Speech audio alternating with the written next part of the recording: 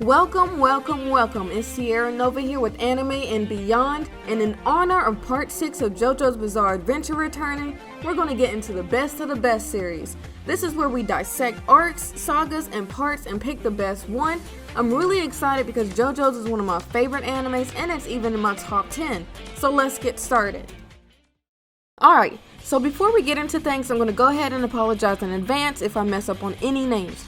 Obviously, some names are easier said than others, but I recently learned that I suck at this, so don't hold it against me too much. Anyway, there are 5 animated parts.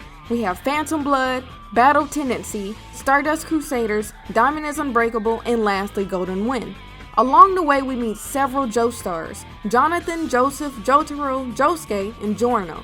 So let's go ahead and get started with our first Joestar in our first part. Part 1 lays the foundation for everything to come, and it did a really great job with this. We're introduced to Dario Brando and George Joestar, and we get to see how the Joestar bloodline becomes entangled with the Brando bloodline. George basically grants Dario an IOU for supposedly saving him, and years later Dario acts on that IOU through Dio. We meet Dio and Jonathan Joestar, and right off the bat we see how kind Jonathan really is. On the other hand, Dio is an evil piece of shit. Like, Dio took things to a level that was just flat out disrespectful. He murked Jonathan's dog, kissed his love interest, and then stole his body on his wedding night.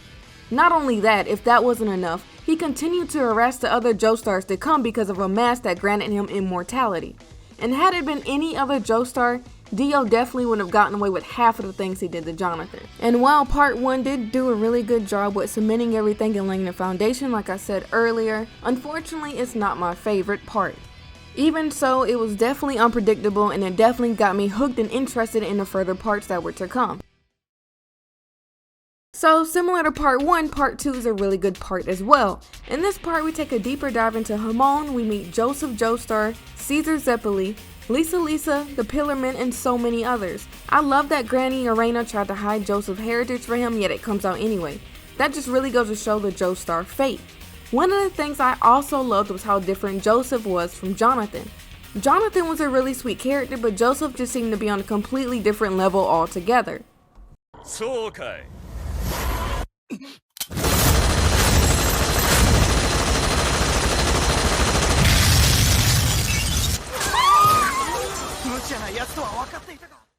On top of everything, Joseph's personality really brought out even more life to this part and made things even more entertaining and interesting.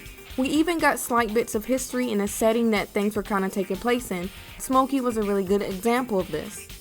Anyway, among many things, we got to see Joseph form so many relationships and connections with people. This part was definitely full of interactions. Speaking of such, I'm also really glad that we got to see a healthy rivalry turn friendship in this part. I don't know what Dio and Jonathan had going on in the first part, but it definitely isn't comparable to what Caesar and Joseph had. And while this part is a very close contender, it simply isn't my favorite part, but it's very close. Next up, Stardust Crusaders Part 3. Now I'll be completely honest, I wasn't sure if I was gonna like Part 3 at first, only because I really enjoyed the concept of Hamon and I wasn't too sure how I felt about Stans. I was really nervous that we'd never see Hamon again. But all doubt went away the moment we met Jotaro. He definitely wasn't what I expected the next JoJo to be. He was edgy, dressed in black, he fit the whole part, and I'm still trying to find out how he went from this to this. Jotaro! Yakamashi! Uttoushii zo kono armor! Hi! Jotaro, yatta roya o dete kureta wa ne. うっとうしいんだよこのアーマー。はーい、ルンルン。おい貴様、自分の母親に向かってアーマーとはなんじゃアーマーとは。ホリーも言われてニコニコしてるんじゃない。This part is basically Jotaro and the gang trying to save his mother, but in order to do that they have to get to Dio, and they end up traveling the world to get him. This part really did a really good job with the adventure aspect, and Dio being Dio wastes no time in sending people after their gang. Not only that, but seeing Joseph as a grandfather was something I didn't think I needed in my life until I saw it. Oh my god! Oh shit!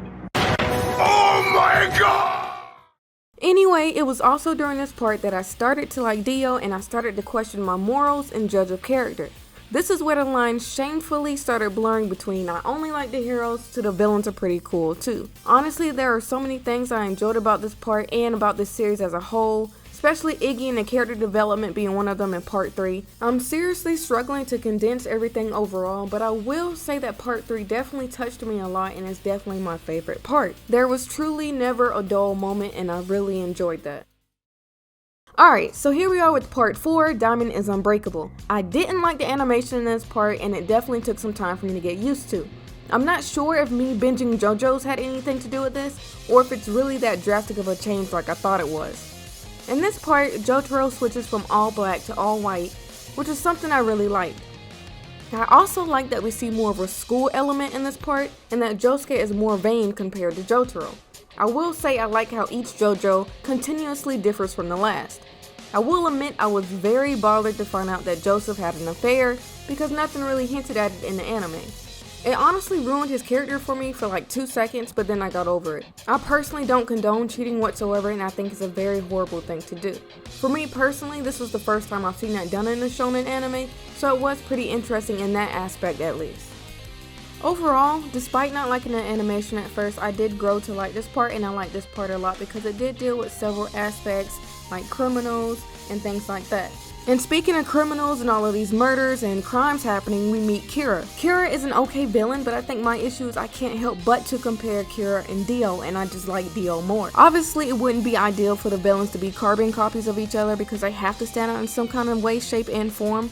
But I just can't explain it. It's just something about Dio that just makes me like him more than Kira. Maybe it has to do with Dio being more charismatic and more flashy while Kira is more laid back and undercover. But Kira kinda has to be laid back and undercover because he's murdering people and he's committing crimes.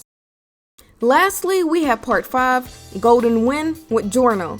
First things first, I can't believe Dio actually got someone pregnant. I don't know what's worse, the fact that Dio did this using Jonathan's body and is still disrespecting Jonathan to this day, or the fact that I thought Dio would immediately murder anyone he slept with. Anyway, I actually think I like part 5 over part 4. Sure, part 4 had some criminal and law involvement as well, but I kind of feel like part 5 touched that a lot more by having a mafia feel. So I feel like it was a little bit more morbid and dark because of that mafia feel, and I really enjoyed it. Part 5 was also pretty interesting because we got a JoJo from Dio's side. Every time I tried to guess who would be the next JoJo, I ended up being wrong the whole time. I will say that I find Giorno's backstory really interesting. Like, Jonathan and Giorno's backstories are definitely tied for me. Giorno definitely gave me a hint of Joseph and Jotaro vibes as well, and I really enjoyed seeing Giorno trying to work his way into the hearts of Bucciarati's gang and the development that we've seen there with the group. Our main villain in part 5 was Diavolo, and I'd put him over Kira for sure.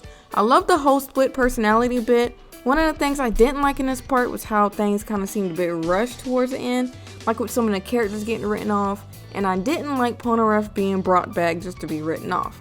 Plus, I don't like how they downsized him and nerfed him. Like I said earlier, it's very hard to condense everything, especially a series as good as JoJo's, but I feel like I got my main points across. For me, it's part 3, part 2, part 1, part 5, and then part 4. Personally, I don't think I had that many complaints about the series, but let me know how you feel in the comments. If you will, also let me know how you're feeling about part 6 and how you feel towards that overall. I'm really hyped for it and really excited because we're going to get a female JoJo and she's going to be Jotaro's daughter. Anyway, thank you for tuning in. Sierra Nova is out.